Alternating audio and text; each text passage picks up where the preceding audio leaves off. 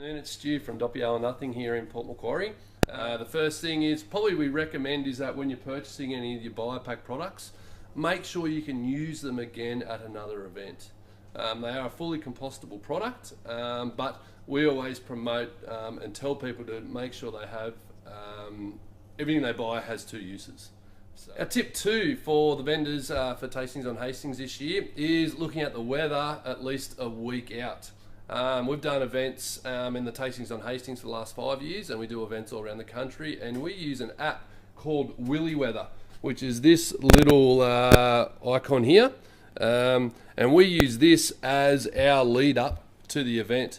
On this icon you can either have it on your phone, or I'll show you on the screen here.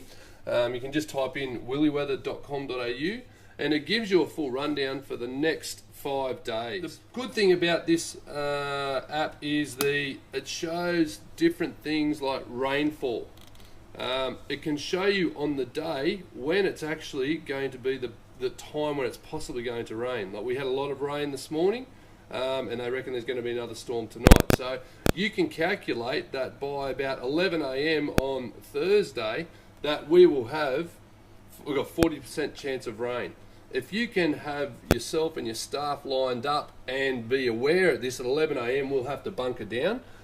This will make your life a hell of a lot easier on the day. You'll have a lot more fun. Another one is the wind.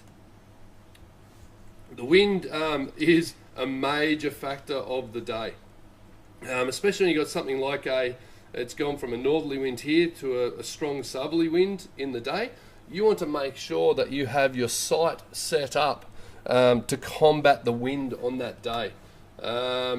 We've found that last year there were a lot of people that we had really bad weather early on, and I knew by about 10 o'clock by using this app that we were going to have the northerly wind kick in and it was going to be a beautiful afternoon. But a few of the vendors just looked at the weather early on and it made it, and they packed up and went home.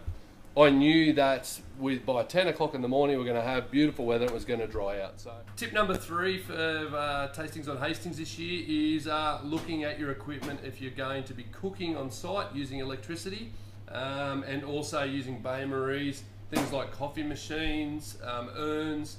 You have to make sure that you have the right power allocated to your site. Something as much as simple as a kettle, if loaded up with a coffee machine and a bain-marie on a single power board, can trip out half the site. So if you are looking at having individual pieces of equipment, especially that run elements in them, or heating water or coffee machines or whatever, you will need to specify the power requirements for each piece of the equipment to the event coordinator.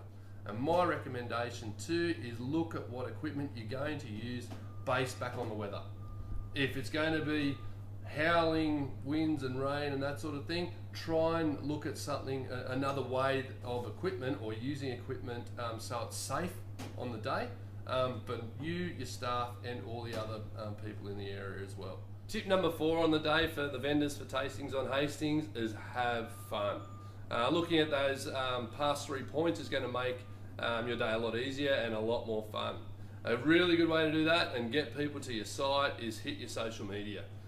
Using Instagram, Facebook, Twitter, whatever you can do, leading for the week up to the event and on the day, that will attract more people to your site. But have a lot of fun. It is a good day. Be prepared for the weather, no matter whether it's hot, cold, raining. Embrace it. These are outdoor events and they are fun. I've had some of the best times in shocking weather. So that's life, that's events, that's hospitality. Have fun this year and see you later.